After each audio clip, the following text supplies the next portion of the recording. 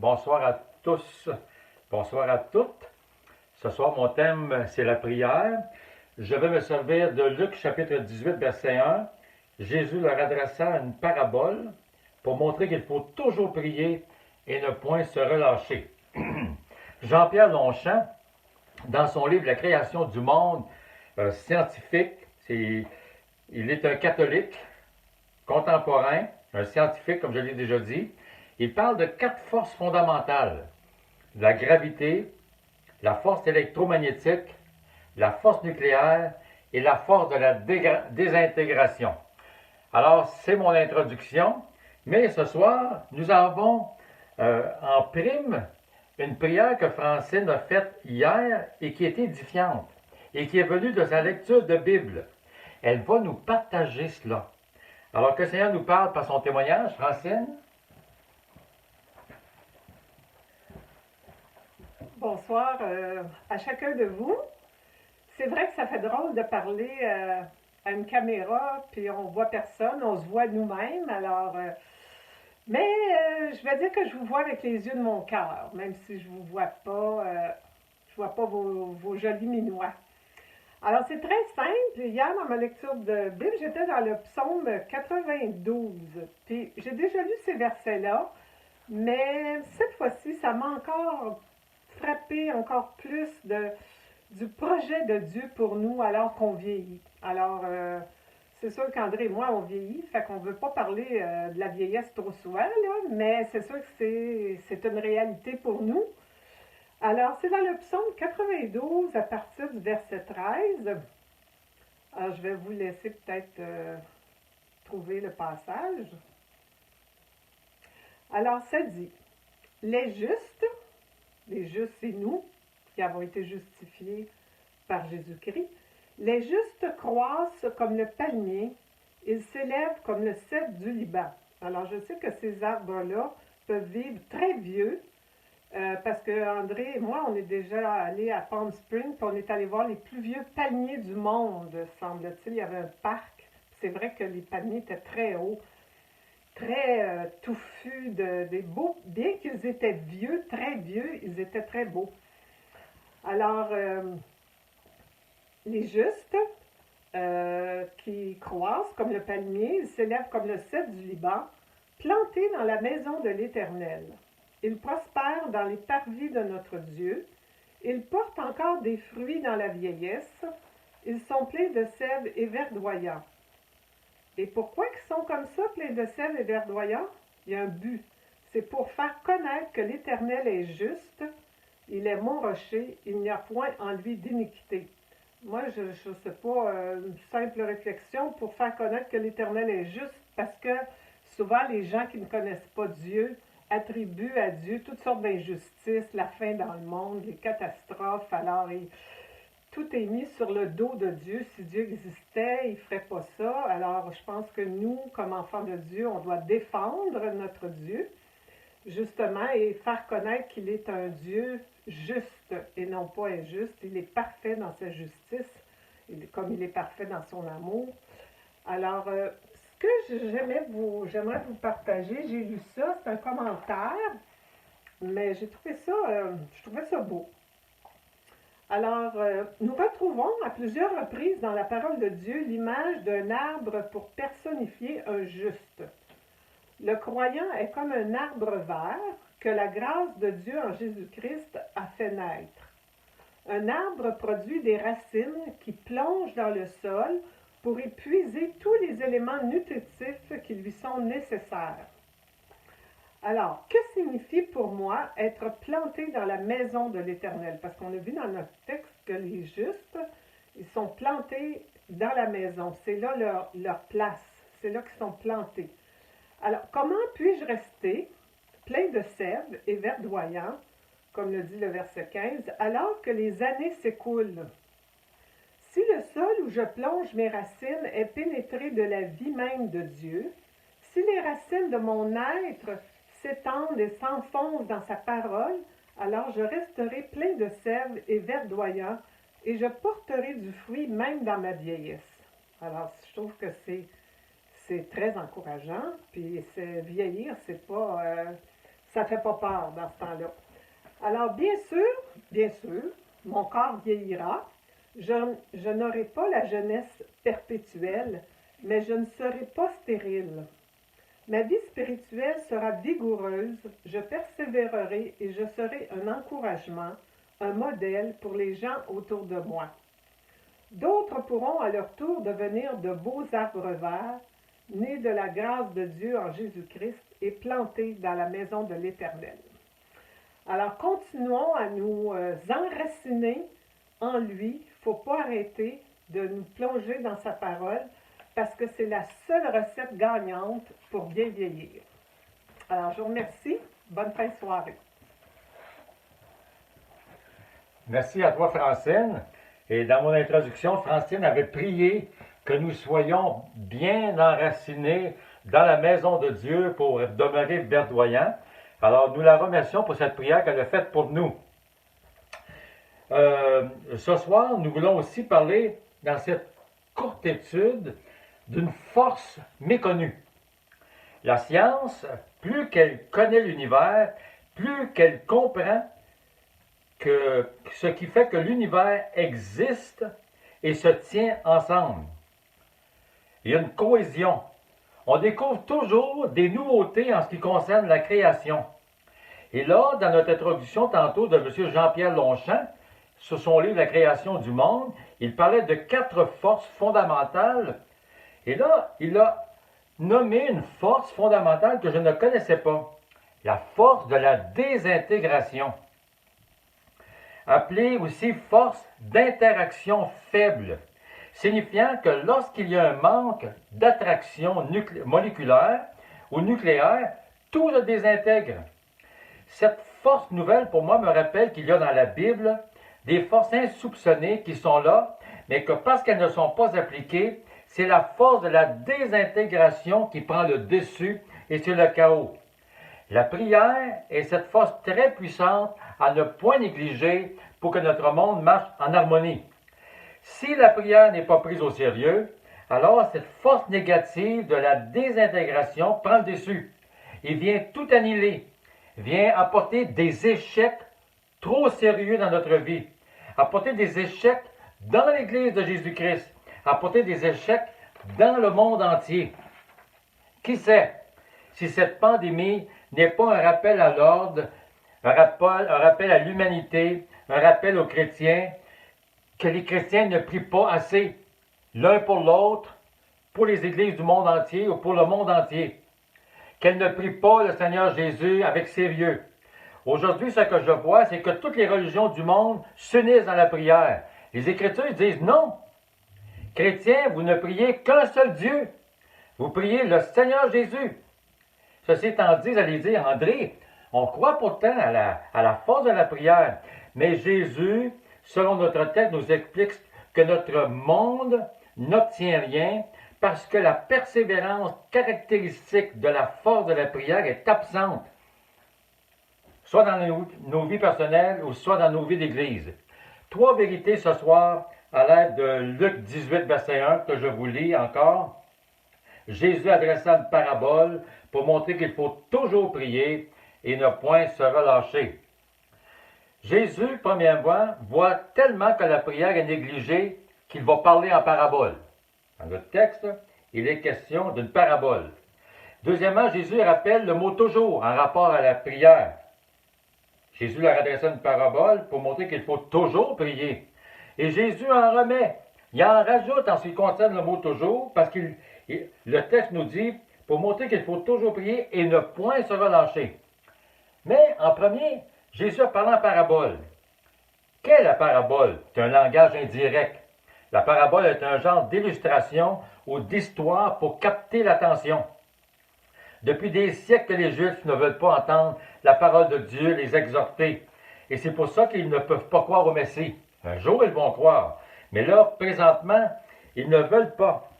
Et déjà, du temps d'Ésaïe, des successeurs du roi David, Ésaïe a reçu dans une vision, écoute bien, je vais être obligé de parler à ce peuple un autre langage, parce qu'il ne veut rien, il veut rien savoir.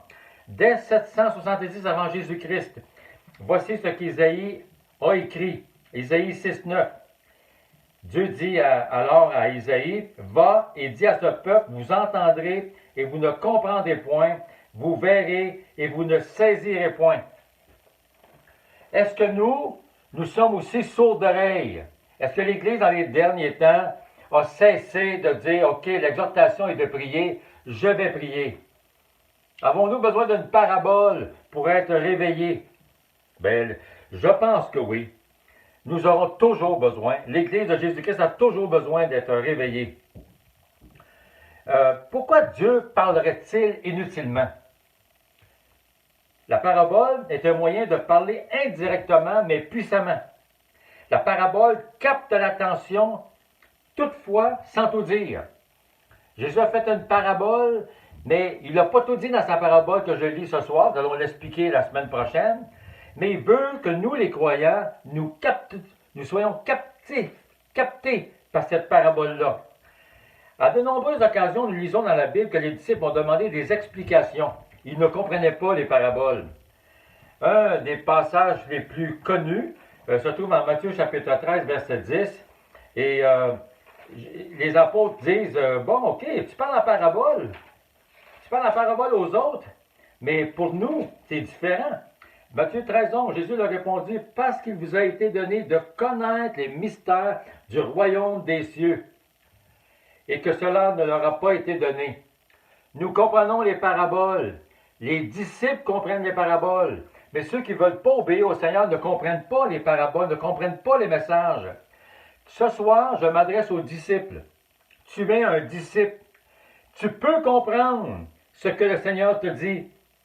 Il vous a été donné de connaître les mystères du royaume des cieux. Et un de ces grands mystères, c'est la prière. Et quand elle n'est pas en action, c'est la force de la désintégration qui vient tout briser.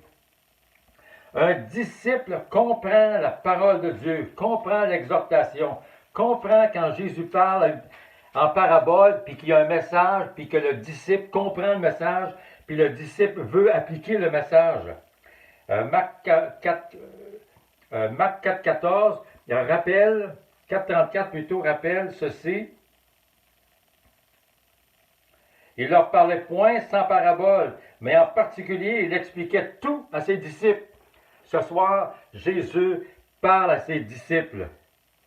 Il te dit, comprends ce que je te dis. Le message, prie. Deuxièmement, prie toujours. On l'a lu tantôt, qu'il faut toujours prier. Un non-disciple va juger un tel commandement. Quoi? Toujours prier? On n'est pas des esclaves. Dans la Bible, le mot toujours invoque des vérités qui sont permanentes. La prière est une vérité permanente. C'est-à-dire qu'elle ne change pas, qu'elle demeure d'actualité. Le mot toujours, dans 1 Roi 19, me parle. Béni soit l'Éternel, ton Dieu qui t'a accordé la faveur de te placer sur le trône d'Israël. C'est parce que l'Éternel aime à toujours Israël qui t'a établi. Quand les chrétiens sont établis par Dieu, ils sont appelés à prier, c'est parce que l'Éternel aime le peuple chrétien et le peuple de l'humanité. Si on prie, le monde va être béni. Si on ne prie pas, le monde ne sera pas béni. 2 Chroniques, chapitre 5, verset 13. Une autre fois, où on parle du mot toujours, et cette fois-ci, c'est très connu. C'est un chant. Il y a même un psaume qui le répète tout le temps. Et voici, nous lisons. Il célébrait l'Éternel par ses paroles. Il célébrait Dieu, car il est bon, car sa miséricorde dure à toujours. Lorsque nous allons arriver dans l'éternité, nous allons nous rendre compte que lorsque nous avons prié, les choses se sont passées. Et on va célébrer l'Éternel. Il nous a mis à cœur de prier, il a répondu. 1 Thessaloniciens 4, 17. Une autre nuance pour le mot toujours. C'est par rapport à l'enlèvement et par rapport à notre présence avec Jésus pour l'éternité. C'est écrit ensuite, 1 Thessaloniciens 4, 17. Ensuite, nous les vivants, qui seront restés, nous serons tous ensemble enlevés avec eux, se dénuer à la rencontre du Seigneur dans les airs, et ainsi nous serons toujours avec le Seigneur. La prière nous garde toujours avec le Seigneur. Parce qu'on prie au nom de Jésus, ou on s'adresse directement au Seigneur Jésus. On dit qu'on veut aller dans l'éternité avec le Seigneur. Ben, si on ne prie pas sur la terre, on ne manifeste pas ce désir-là. On désire simplement un bonbon, mais on ne désire pas la communion. Mes amis, le bonheur du disciple, nous l'avons aujourd'hui. C'est de prier au nom de Jésus, s'attendre à des résultats et voir des résultats. Jésus en rajoute, le mot toujours ne suffit pas. Il dit qu'il ne faut point se relâcher. On est exhorté. Pourquoi est-ce qu'on se relâcherait? Pourquoi est-ce que les chrétiens se relâchent? Ben, c'est parce que ils baissent les bras, parce qu'ils sentent que le bras de l'Éternel n'est pas en action. Ce qu'ils voient ne les rassure pas. Ils sont regardant plutôt ce qui se passe, puis qu'ils disent, il n'y a rien qui peut changer ça. Jésus dit, non, non, ne faiblis pas. Continue. Et peut-être que ce soir, tu es un disciple qui prie.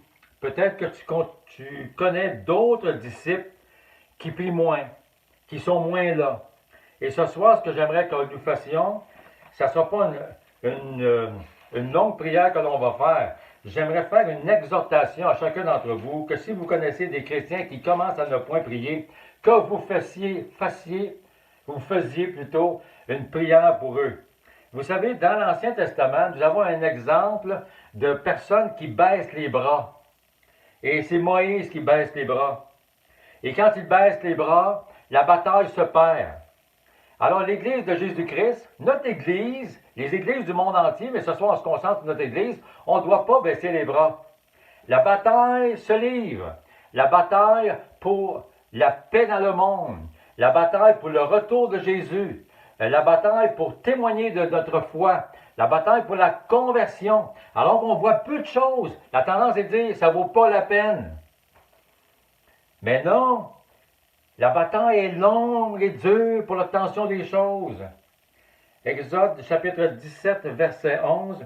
Lorsque Moïse élevait sa main, Israël était le plus fort. On parle d'un combat, d'une armée.